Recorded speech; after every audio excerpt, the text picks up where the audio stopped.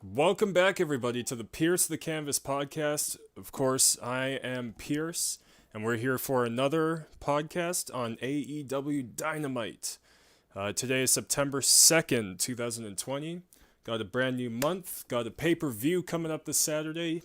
That's right, this is a go home show. And it was a great show. Great wrestling, great angles leading up to the pay per view. Definitely got me super excited. I want to say right off the bat that tune in this Saturday. I will be on the air right when All Out is off the air. So be back to check that out. Tonight, like I said, big show. One of the missing ingredients for the past, like almost a month, it seems. It's probably been about a month, is Excalibur. Finally, Excalibur is back. So it was great to have him back on the show. He's definitely been a missing link in terms of, just his ability to know everything that's going on in the ring. Like Jim Ross and Tony Schiavone are old school guys, right? So there's a lot that you're going to be missing out on in terms of not having Excalibur around. So it was great to have him back tonight. I hope he doesn't go away for so long again. I just don't need that. A few other big moments that we got tonight. We got to see Thunder Rosa in AEW for the first time. If you have watched NWA Power, you probably seen Thunder Rosa around a little bit. Of course, last week they showed the whole package of sort of who she is, where she's come from, and so forth. And of course, this Saturday at All Out, she's getting a match with Hikaru Shida for the Women's Championship. We also had another big match, Private Party and SCU versus Jurassic Express and the Young Bucks. The winners fight at All Out. And I don't really exactly know why, to be honest, but they are. And so we'll get to that. We'll see who won. We also have Chris Jericho versus Joey Janela before the Orange Cassidy fight this Saturday. And then we started off the show with Proud and Powerful versus Best Friends. The show started off with the promo package of sort of what's been going on between the two teams. When they sprayed down or spray painted Mama Sue or Trent's mom's car. And then they went and messed up all their luggage. They go and destroy the car. And then they showed the little bit of payback that Best Friends eventually was able to get. So the match starts. Proud and Powerful, Santana and Ortiz come out, and they immediately get attacked by Best Friends, and the brawl goes on, and we see Ortiz like beating up Chuck Taylor with his jacket, with Chuck Taylor's own jacket. He's just like whipping him with it while he's on the floor. Eventually this stops when Trent comes for a crossbody on Proud and Powerful.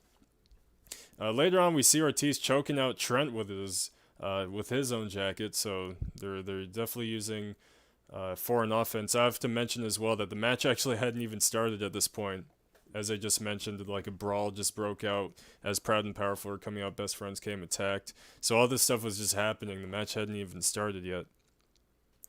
And then we see Chuck Taylor eventually is just stacking all these chairs on the other side of the ring. And he's taken a long time to do that. He's got like 12 chairs there, just stacking them on top of each other. I'm like, dude, you better hurry that up. He's going for like almost 2 minutes. Suddenly, of course, Santana comes and just whips a chair in his face, kind of like the Sammy Guevara spot a few weeks back. And then we see Santana and Chuck Taylor fighting on the stage, and Santana throws him off the stage onto the stack of chairs. So that obviously didn't work out for Chuck Taylor too well. He spent way too much time over there. And then we see Trent and Santana meet in the ring, and the match finally begins. We get the official bell. And of course, now it's basically a 2-on-1 Santana Ortiz against Trent, since Chuck Taylor's dead from the chair spot. Trent eventually gets the upper hand against them, landing a kick and DDT spot. And he attempts a spear on the outside into a barricade, but Santana dodges, does a leapfrog dodge. Chuck Taylor comes back up for a hot tag, running wild on Proud and Powerful. And Trent was going for basically a springboard from the apron, and Ortiz pulled his leg, to stop him, kind of like Adam Page did last week to the Young Bucks. And Santana pushes Trent, like while he's going for the springboard. Trent falls earlier in the match while I think Ortiz and Chuck Taylor were brawling. I think Chuck Taylor had set up stairs to land something. The stairs happened to be right where Trent was on the apron. Santana pushes Trent, and he just lands hard on the steel stairs. So that was a pretty hard spot in this match. Trent was able to make his comeback later on and landed his finish on, and he landed, I believe it was his finish on Ortiz, and the ref, like, I already complained last week. I have to complain again this week. There's an awkward referee spot where it wasn't Rick Knox. Again, I don't remember the referee's name. It was the younger guy who looks like a young Rick Knox, who did all like the indie. Well, he refereed all the indie matches back in the day. So he's down, and I swear he counts to 3, but it was supposed to be a rope break, and so like I think it was Ortiz. Oh no, Santana takes Ortiz's arm and he puts it on the rope, but the ref like already counted to 3. I'm pretty sure. I didn't get to replay it, but yeah, that was really awkward. One thing that I did notice is that when the match was over, they didn't replay that exact spot. They replayed all the big spots, but they didn't replay like the awkward count. You think they would, right, to kind of see like what happened? They didn't replay it because I think it was just a total botch. But whatever, it ended up actually counting as a rope break, even though I swear the ref counted to 3.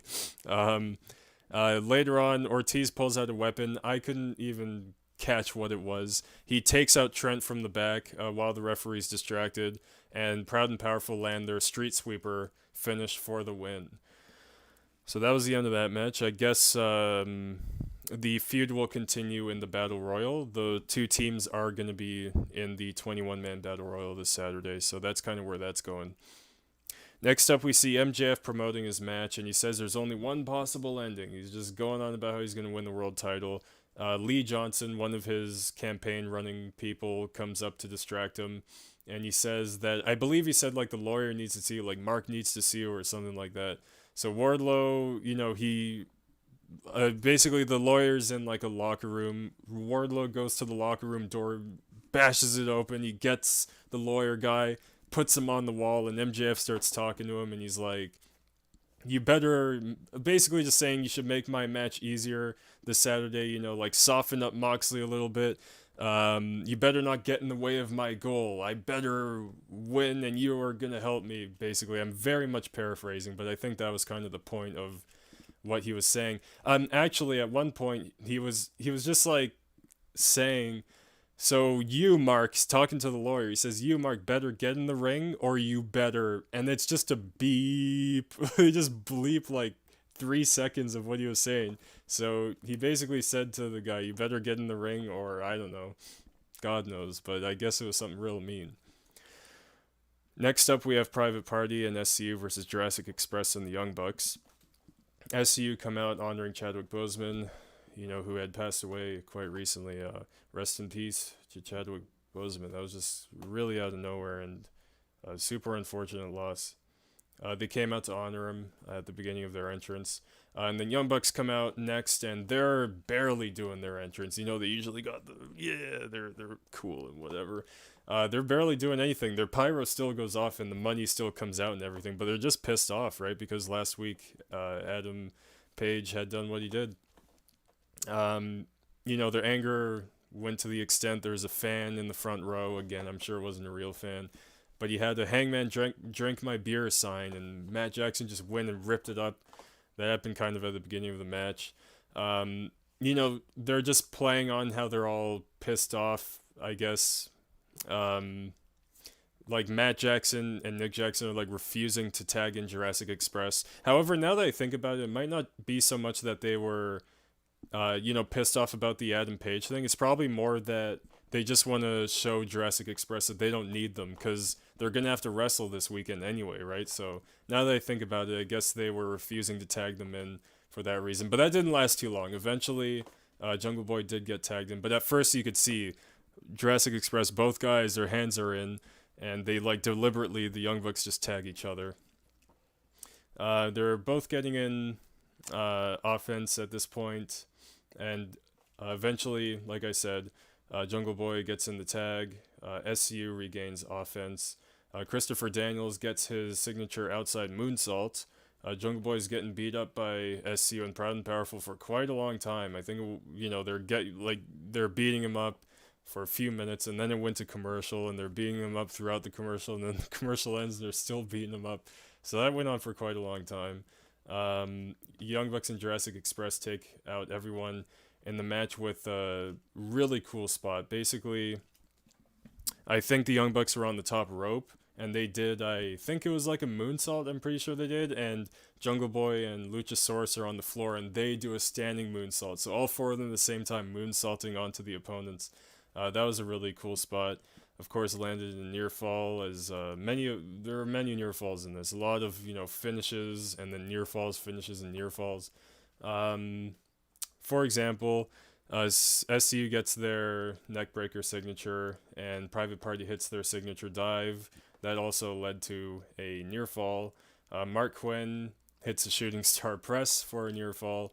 And for the finish, Matt Jackson kind of like blind tags himself in on Luchasaurus while Luchasaurus is like going for a choke slam. But it seemed like he was actually doing something because it looked like Christopher Daniels was about to get in the ring. So basically, Matt Jackson blind tags himself on Luchasaurus, tells Luchasaurus, go get Christopher Daniels, he's about to get in the ring. Luchasaurus takes out Christopher Daniels, and Young Bucks hit the BTE trigger on Mark Quinn for the win.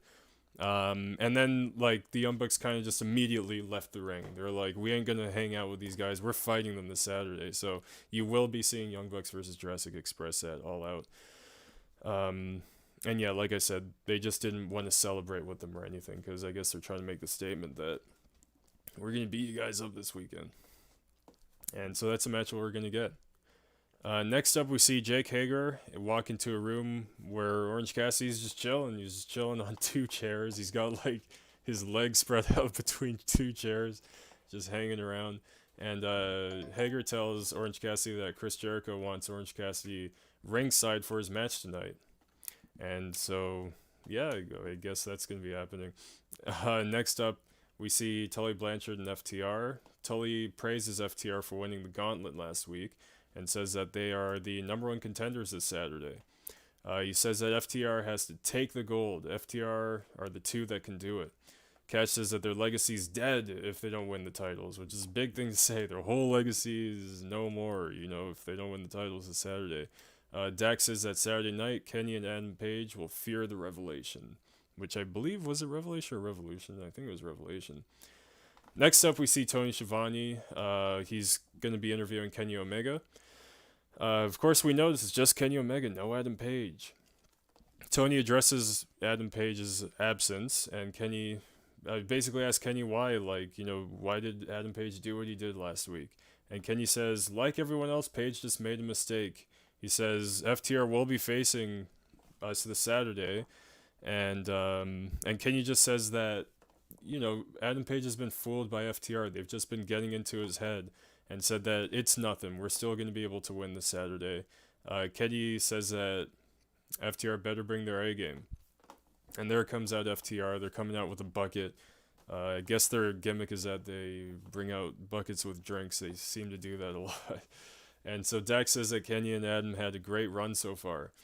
Dax says that FTR has no problem with Kenny and Adam.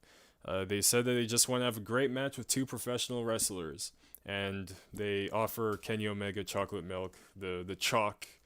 And Kenny says he'll always have the chalk, but he says he doesn't need to be hanging around two dickheads. And they try to not bleep it, but, mute the audio. But they just didn't get it at all. This happened 3 times in this segment. I'll get to the other 2. So he's like, I don't need to be hanging out with these dickheads. My first impression, actually, was that his mic got cut. I thought they just, muted his microphone. They might have, because it seemed kind of awkward. Kenny kept talking, but there was no noise. So I'm not sure. Maybe they did just cut the broadcast audio. I don't think it was just, the actual microphone they cut out. I don't know, but anyway. And he basically says, get in the ring and, let's fight right now. It's 2-on-1. And then Kenny Omega looks over at Tully and he says, you know what? It's 3-on-1. He says, you know what? No, keep the old man away. I can smell his depends from here, which is kind of funny. And FTR and Kenny Omega are about to fight. Adam Page does come out.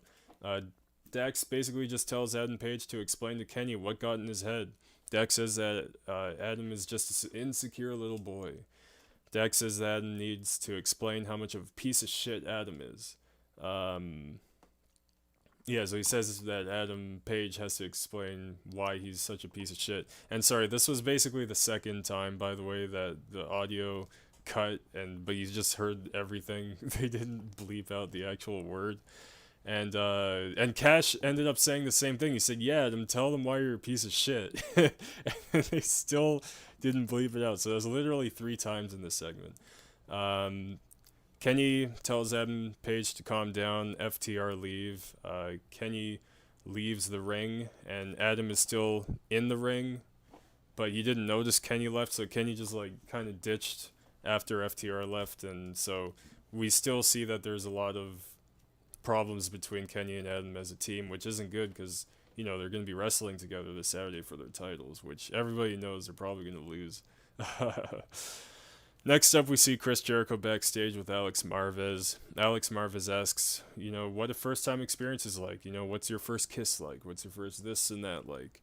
Because he says that this Saturday we're going to get a first. We're going to get the first Mimosa Mayhem match this Saturday. Jericho says that he made Orange Cassidy into a better man. And, he says that he made him into a star. And he says that he exposed his viciousness and made him into the main event guy he is. And Chris Jericho says that he's going to Judas effect Orange Cassidy and will make him tap out to the walls of Jericho and throw him into a mix of bubbly and orange juice, which is what I guess the Mimosa stipulation is. Says that tonight he's going to be facing Joey Janela, but Joey Janela is just a sacrifice. And up next we had Joey Janela versus Chris Jericho alongside Jake Hager. And yeah, pretty much Janela was just sacrificed in this match. He didn't get much in at all, man. It's like they gave up on this guy. He's almost getting, I'm not going to say quite as bad, but it's the first guy that came in my head, like EC3 treatment, just, but not even. EC3 barely even came on TV in WWE, but yeah, really, Joey Janela is just not looking too good. One thing that I noticed, before the match started when Jericho came out, the crowd was going crazy on singing Judas. It almost seemed like the old days, pre-COVID, when they actually had full arenas. It was like really loud. Oh man, it was awesome to hear that. After Joey and Chris Jericho come out comes Orange Cassidy upon Jericho's request, and he just chills out ringside. And Jericho's in the ring. He removes his jacket to reveal that he's wearing an Orange Cassidy t-shirt, or I guess like tank top kind of thing, or whatever. Wife beater, I don't know. Jericho is immediately beating down Janela, in control at the start of the match. Orange Cassidy's just outside watching the match, all unimpressed. Janela does his comeback, a little offense, but then gets knocked out with the clothesline. Janela ends up at the stage outside of the ring, runs to the ropes to attempt a springboard.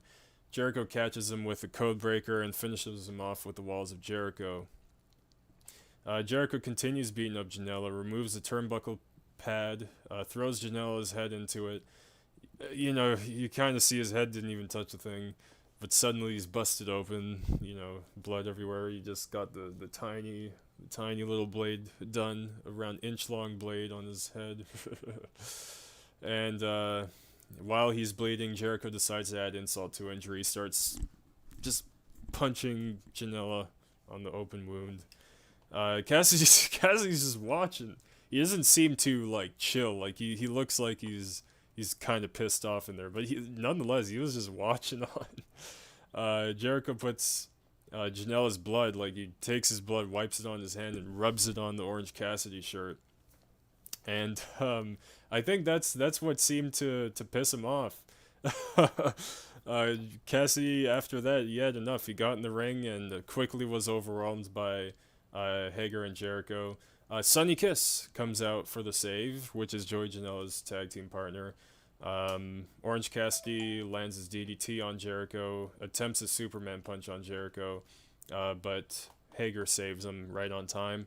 Orange Cassidy has a Jansport backpack containing a bottle of bubbly. He pops the cap and it was perfect, just the champagne pop going everywhere.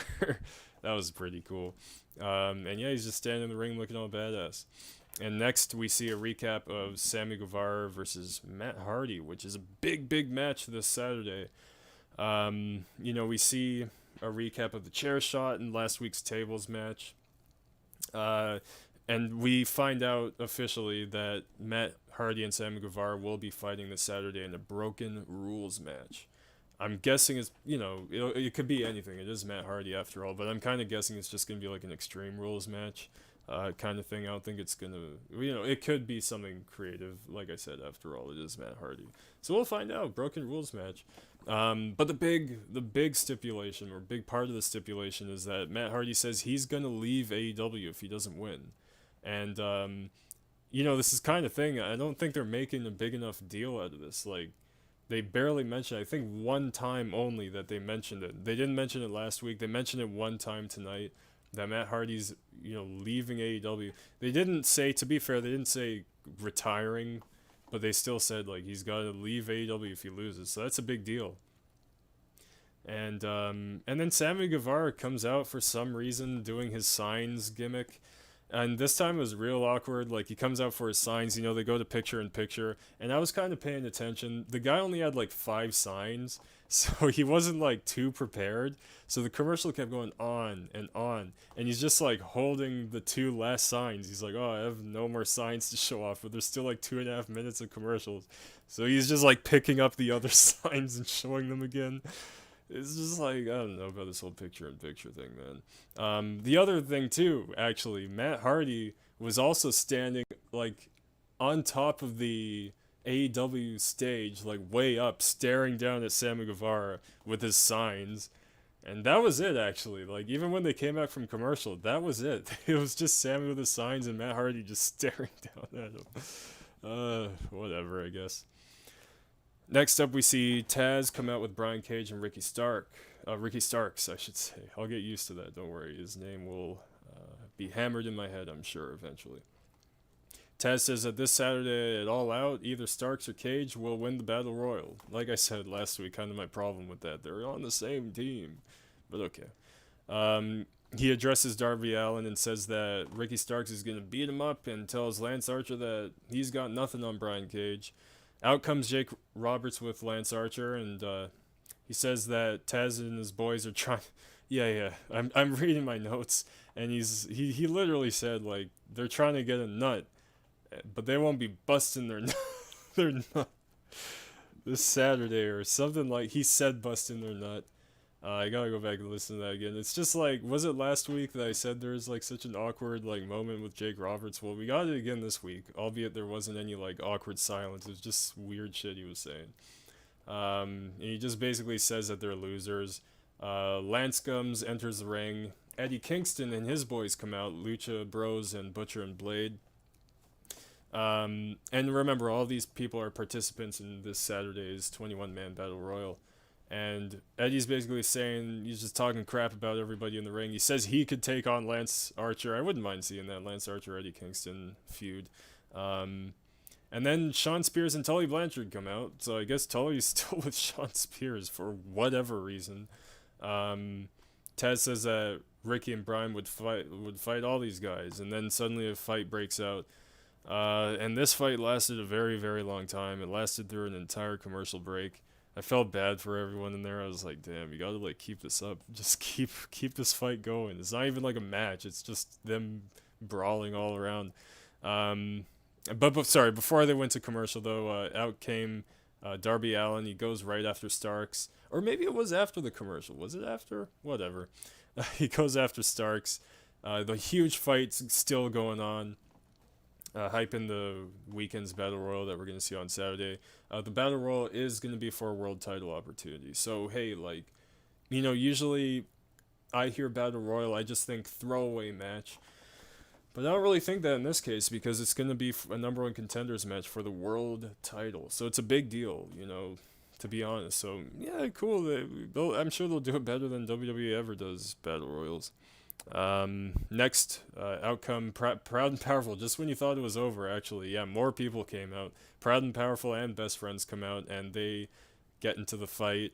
And sorry, okay, so it was after that they went into commercial. And then, yeah, it was just still going on after commercial. So basically, they went to commercial while they were fighting. They fought through the entire picture-in-picture. They come back from commercial. They're still fighting. The announcers just say, we're going to look at a package of Brody Lee and, what's been going on with him. And so I guess that's how they got everybody out. They just put on the vignette. So we see a package of Brody Lee and Dark Order success, beating up Cody Rhodes, winning the title. And then we hear Dustin Rhodes is threatening to make Brody Lee pay. And then we see QT Marshall basically announcing that Scorpio Sky, Matt Cardona, himself, QT Marshall, and Dustin Rhodes are going to fight Dark Order. Now, the thing is, I didn't hear with my own ears that it's going to be on Saturday's All Out. I think it is, but I don't think they're specific about it. Again, I definitely could have just missed, like they said, All Out, but I didn't hear them say that. But I assume that's happening at All Out, which again, I'll go over that. Scorpio Sky, Matt Cardona, QT Marshall, and Dustin Rhodes against Dark Order. I also don't know if that involves Brody Lee. They weren't very clear about this. Next up, we had NWA World's Women's Champion Thunder Rosa versus Serena Deeb, making her AEW Dynamite debut. And pretty decent match. They got a good amount of time too, maybe 7 minutes or so.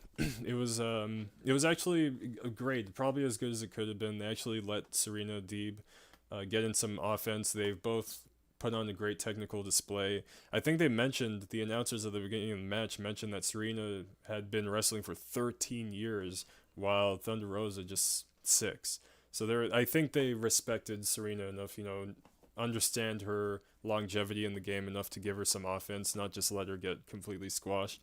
So it was a decent enough match. Some cool spots. We saw a Tree of Woe. Thunder Rosa put Serena Deeb in Tree of Woe and did a crazy hard drop kick on her. She did a lot of like the kind of double knees, like Sasha Banks kind of double knees in the corner offense kind of style. So that's sort of the style that we got from Thunder Rosa. At one point, she's attempting a pile driver. At one point, Serena's attempting a pile driver. Thunder Rosa reverses into a Death Valley driver, and then she lands her Thunder Driver, which I believe is a pile driver finish for the win. It sounded pretty quick. I got through that real quick. It actually wasn't that short. Like, it wasn't 2 or 3 minutes. It was at least like 5, I would say. So they gave them a decent amount of time for just a showcase match, to showcase Thunder Rosa. Next, we see Jon Moxley backstage and says that MJF is finally getting his shot. Says he must be nervous, but not to sweat it. When the match begins, there will be no campaign to worry about. There's not going to be any media in your face. It's just going to be me and you, MJF, says Moxley.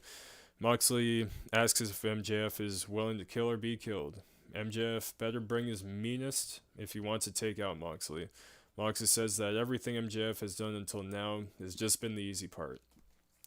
And then before the main event, we have Tony Schiavone conducting another interview with Big Swole to talk about the match coming up this weekend, which again, I think Big Swole still does have to pick the stipulation. I don't think she even did in this segment. So it basically says that, Britt's just been ducking and dodging me for too long, but this Saturday at the buy-in, which is the pre-show, Britt won't have anywhere to hide. Someone after that just comes delivering pizza to Tony for whatever reason. Somebody's there like, did somebody order a pizza? Offering it to Tony. Tony's like, what the hell? Out comes Britt Baker out of nowhere and attacks Big Swole with her crutch. And, the pizza delivery person opens up the pizza. Britt Baker shoves Big Swole's face in the pizza. And the delivery person, I assume, is Rebel. I don't think she was like wearing a mask. I don't know if it was just like a COVID mask or a full mask. I don't remember. But either way, I assume it was Rebel. I don't see who else it would be. Britt locks the lockjaw finisher on Big Swole. That brutal move, man. It just looks so damn uncomfortable to take that. And just begins shoving Swole's face in the pizza even more. I don't know. Maybe we're gonna get some sort of pizza stipulation. I don't know, but yeah, they didn't answer that question, which is fine. I guess on Saturday we'll find out what kind of match we're gonna see between the two. And again, that's on the buy-in, so keep that in mind. If you do want to see Big Swole and Britt Baker, it won't be on the official show. It's gonna be on the buy-in. And then finally, we have our main event between Jon Moxley and Mark Sterling. Wardlow walks out. I actually missed if MJF was there. I don't think he was. I think it was just Wardlow. He just walks out, pushes the lawyer. He just shoves him out. He's like, "All right, get out there, buddy. You're gonna be wrestling now." And the guy is wearing the most funny looking gear. It's like this American, red, white, and blue But the padding was just, he had pads everywhere, like on his arms, on his forearms, elbow, knees, all over his legs. So clearly he doesn't want to take any bumps. Um, the match starts off, and Mark Sterling is just like, he's just in like the weirdest defensive position. He just looks like he doesn't know what the hell he's doing, and that's the impression we got throughout this whole thing. I was kind of anticipating at one point he would just break out and just start going nuts. That didn't happen. Moxley, even at the beginning of the match, he flinches, and the guy sells it. He like falls down, and he's scared out of his life. Moxley at one point, he's like, "All right, buddy, I'll offer you the first shot." And so he goes for like, actually, even before he goes for a shot, he's all nervous and stuff. And Moxley morphs his hand into a fist. He has to like teach him how to make a fist. And then after that, he attempts to hit Moxley. Moxley dodges and just like clotheslines him down. And then I think they're out of the ring, and he flinches again, and he's like flipping out again. And Moxley gets back in the ring. This time he turns around with his hands behind his back. He's like, "All right, this time I'm serious. Let me offer you the first shot." And the lawyer Mark goes for another shot again. Moxley just dodges. He flies out of the ring. He gets back into the ring. He attempts a kick. Moxley catches the kick. But this was like the only offense he got, and he poked Moxley in the eye. And Moxley he had enough there. He knocked him out of the ring, knocks him into the barricade, starts beating him up. He puts him under a barricade, and he's just slamming all these chairs onto him. I guess that doesn't count as a disqualification. He takes off the kid's, or the guy, I don't think he's a kid, but the guy's shoe. He starts beating the crap out of him with his own shoe. He brings a steel chair into the ring. He just sits down. Mark gets up, and Moxley just slaps Mark, and he lands his paradigm shift finish. So that was that. Like that was the match. We got it, I guess. Wardlow got in the ring after, attacked Moxley with his F10 finisher, landed 2 of them, and then MJF came out. And he's still in his like injury gear, so he has the neck brace on. He's he's using his walker kind of thing. He gets to the stage, takes off the neck brace, throws away the walker, gets ready. All right, walks down to the ring, starts beating the crap out of Moxley. Wardlow takes out the diamond ring, puts it on MJF's finger. Wardlow holds up Moxley, and MJF just knocks him out. And we got another blood spot. Moxley's whole face, crimson mask, and MJF bites him in the head. He's like vampire. Moxley's bleeding a lot, man. MJF does a similar thing Jericho did to Janela. He takes Moxley's blood and starts rubbing it all over his face. And then the show ends rather on MJF standing tall with the title in hand. And that's the last shot that we get to see before the pay-per-view. So yeah, like I said, this was an awesome show. I think as far as a go-home show goes, it was as good as it could have been. I gotta say, I don't think much could have been better. I'm actually just looking through to see if there is anything that I thought was kind of weak. I think maybe the promoting the Scorpio Sky, Matt Cardona, QT Marshall, Dustin Rhodes against Dark Order match was kind of weak. Like, I don't know what exactly is going on. The 21-man Battle Royal, like, brawl was kind of awkward. But, it's always going to be with that many people. But anyway, yeah, like, all in all, I thought it was consistent. The crowd was back again. The 10% capacity, they say. If I were to say, it did seem like there was probably more people this time. When they're shooting the crowd, there was actually bunches of them. Like, I'm not gonna lie, like, there was a good shot that they took, and I think it was probably upwards of maybe 12 of them in not that much distance. Yeah, I don't know, so, it is what it is. The crowd added to the show as they always would. And I'm very excited for the pay-per-view coming up this weekend. I want to see Moxley retain. I don't want to see MJF champion quite as yet. I think it's also just a bias that I don't want to see Moxley lose the title. He's just like such a good champion, like such a great babyface. Great face for the company right now. I think that he should lose it to a big deal like a Kenny Omega.